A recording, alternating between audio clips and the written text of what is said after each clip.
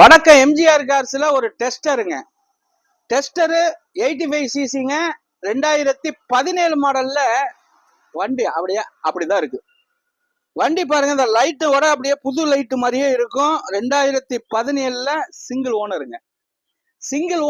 வண்டி நல்லா இருக்குங்க. ஓடி இருக்கு 1,10,000 கிலோமீட்டர் ஓடி இருக்கு. 4 டயருமே புதுசுங்க.